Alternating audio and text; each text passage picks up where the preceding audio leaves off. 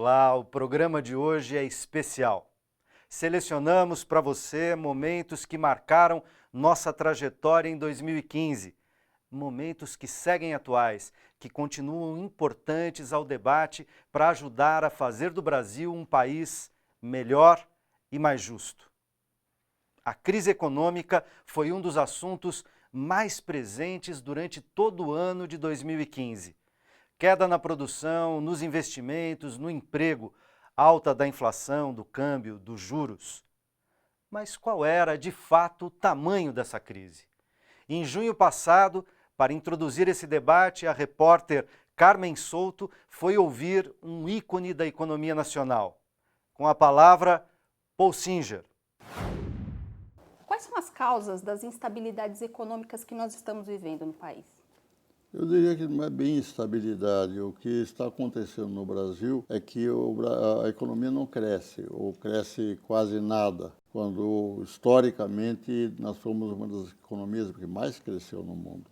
Então, é uma coisa nova e ruim nesse sentido, porque há estagnação. Não há instabilidade, há estagnação.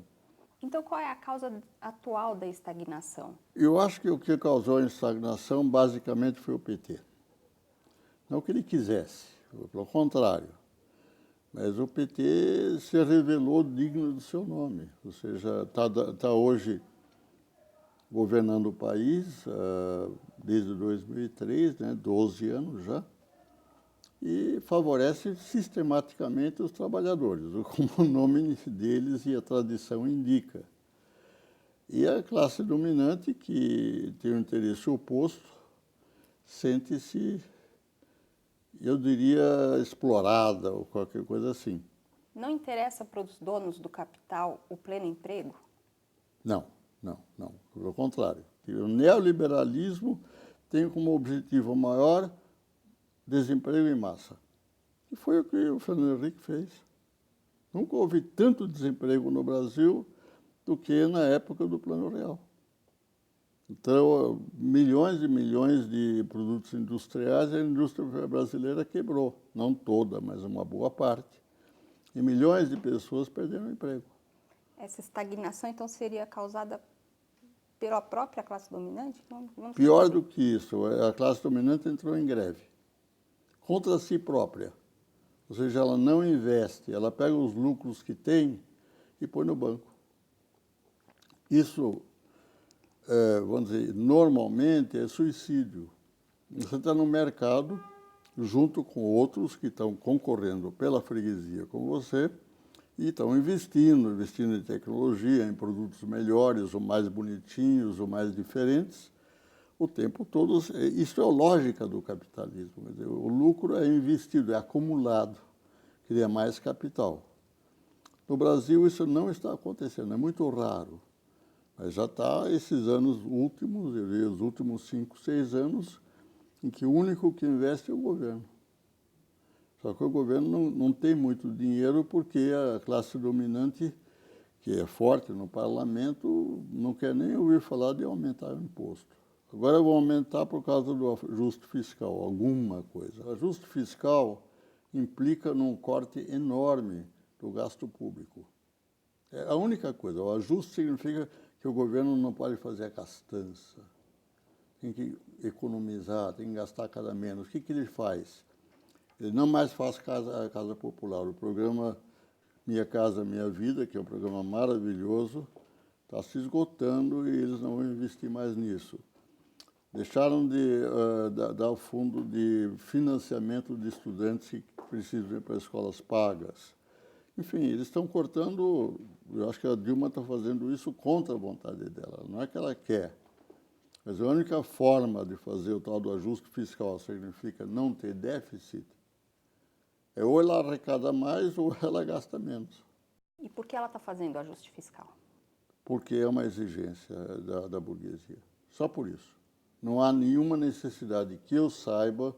Se nós tivéssemos uma grande dívida externa que não dá para pagar, teríamos que fazer um ajuste fiscal. Este não é o caso. O Brasil não tem uma dívida externa. Pelo contrário, pela primeira vez na história, ou pelo menos raramente, o Brasil colocou uma parte dos seus dólares no Fundo Monetário Internacional. Ele é nosso devedor. Mas essas são as questões que estão levando a economia brasileira, vamos dizer, a uma situação, digamos, desconfortável. Não é uma crise. Se a economia começar a contrair, aí é crise. Para seguir com essa conversa, tenho a honra de convidar Ladislau Dobor, economista e professor da PUC São Paulo, e Pedro Paulo Branco, economista e membro do Conselho do Instituto Lula. Bem-vindos. A partir das colocações do Paul Singer, na abertura do programa, como vocês avaliam a situação atual? Olha, eu acho que a gente...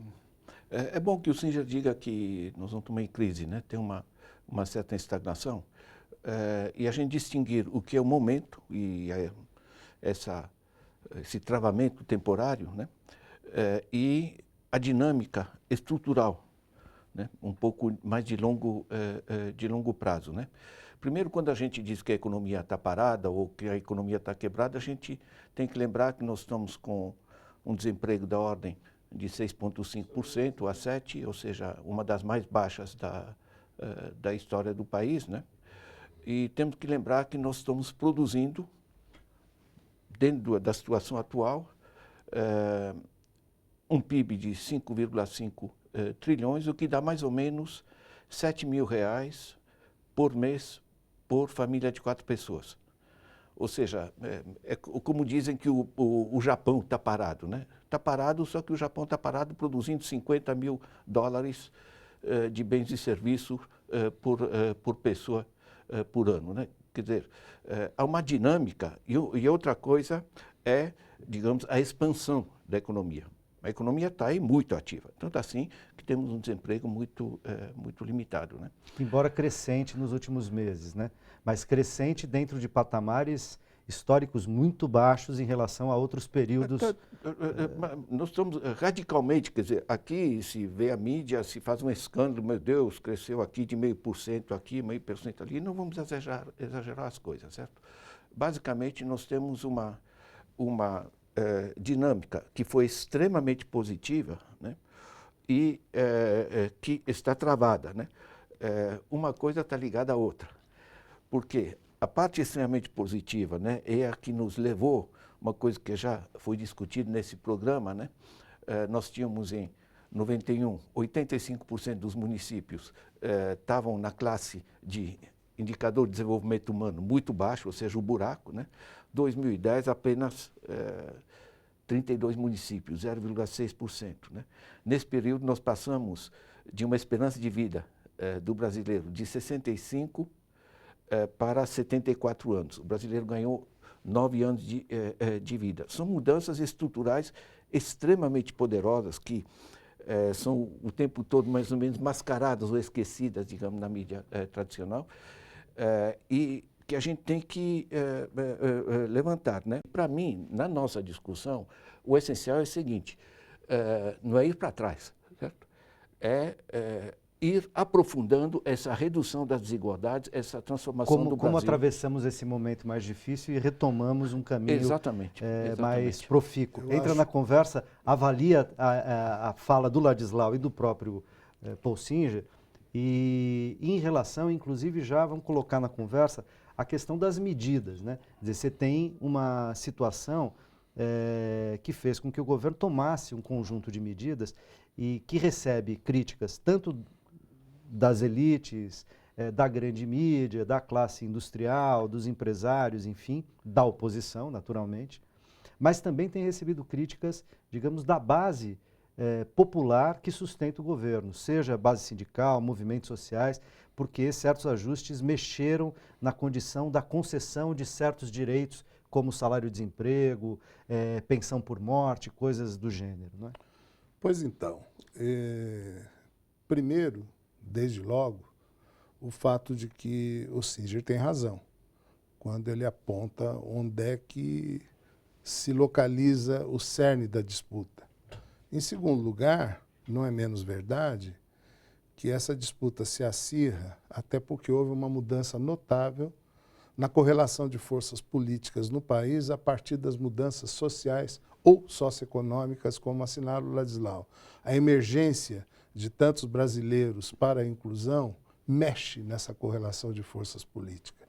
Agora, no momento em que você continua tendo a presença de alguns determinantes externos, a economia internacional continua mal generalizadamente, apesar do que vocaliza a nossa mídia e os opositores ao governo aqui no Brasil. Portanto, você tem um espaço menor para financiar o nosso desenvolvimento a partir de vantagens competitivas que o Brasil exercia no comércio internacional. Por outro, você tem perdas competitivas significativas na nossa indústria, que murcha, inclusive pela perpetuação de uma política cambial que é muito desfavorável e que, nesse momento, ainda é mais difícil de ser mudada em função de todos os constrangimentos internos. É evidente que isto dá força para o ajuste neoliberal que vai promover um ciclo de desemprego acentuado.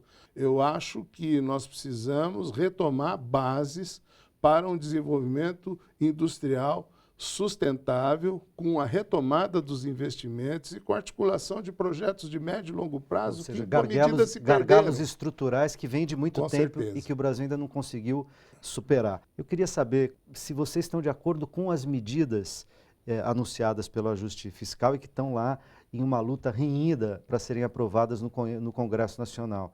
E se concordam, concordam aonde? E se discordam, discordam em quê e propõem o quê? Eu acho que, neste momento, não tem mais volta de curto prazo ao que foi proposto, né? Porque... E no curto prazo tinha que fazer um ajuste, na sua opinião? Não, nós poderíamos ter encontrado outras construções que não fosse essa. Agora, não havia força política no campo dos que advogariam, como eu advogo, uma alternativa não tão agressiva e contundente para podermos construir este caminho, passarmos pelo Congresso e termos a adesão daqueles que, neste momento, em alguma medida, emparedaram o governo. Né? Houve, de fato, uma decisão de pagar alguns preços ao setor financeiro, esse rentismo que o Singer condena. E veja, nós não temos hoje no Brasil uma burguesia investidora tão vigorosa quanto nós tivemos décadas atrás, né? Houve uma transferência de controle desse capital, especialmente industrial, para adquirentes externos e uma diminuição também deste polo mais dinâmico, que é o polo industrial, da sua presença e participação na correlação de forças do PIB. A nossa indústria, que representava cerca de 1/3, 30% do PIB, caiu a menos de 15% nos últimos 30 anos. Né? O país que antes era capaz de suprir com uma produção industrial relevante boa parte da sua demanda por produtos industriais, passou a abastecer o seu mercado com uma penetração inimaginável de produtos importados que a nossa indústria teria plena capacidade tecnológica, e conhecimento e competência para suprir. Eu não consigo enxergar, ao final deste processo de ajuste, o alvorecer de uma situação de retomada plena e sustentável do nosso crescimento econômico. Eu não vejo isso. Sem dúvida. Ladislau. Olha, é o seguinte, o empresário vai investir se tem demanda, perspectiva de lucro. Né? Claro que ele fica ressabiado quando você tem uma certa estagnação, porque uma estagnação que pode reduzir, digamos, de um crescimento de 3% para crescimento de 0%, o que seja, menor, mas ele sustenta a totalidade de perspectiva de investimento, porque ele quer ter uma certa segurança no futuro. A segurança no futuro depende de expansão da demanda, certo? O investimento tem uma componente privada, uma componente Estado. No componente privado, depende de expansão de mercado. Nós temos um mercado externo que não só está retraído, porque temos sim uma crise mundial, como tem uma mudança estrutural de preços. Você tem a mudança dos preços de petróleo, mas agora, se você pegar nos últimos 12 meses, nós somos um grande exportador de soja, o preço mundial da soja caiu 39%, certo? Não é brincadeira, certo? O mesmo aconteceu numa perspectiva um pouco menor, mas, enfim, basicamente semelhante com soja, laranja e coisa do gênero. Então, nós temos uma retração do mercado externo E isso dá muito mais importância para o mercado interno, certo? Veja bem, frente a um planeta que está numa situação extremamente instável e frágil em termos econômicos, o grande trunfo nosso é expandir o mercado interno. E nós temos a imensa necessidade de continuar a inclusão dessa população. Nós somos um país de dimensões que pode se apoiar fortemente no mercado interno. E quando você tem essa crise internacional agora, você se apoia, e a queda dos preços de exportação, você se apoiar no mercado interno é realmente o eixo e a oportunidade. Nós vamos fazer uma pausa e no próximo bloco a gente fala sobre o nosso injusto sistema tributário. Até já!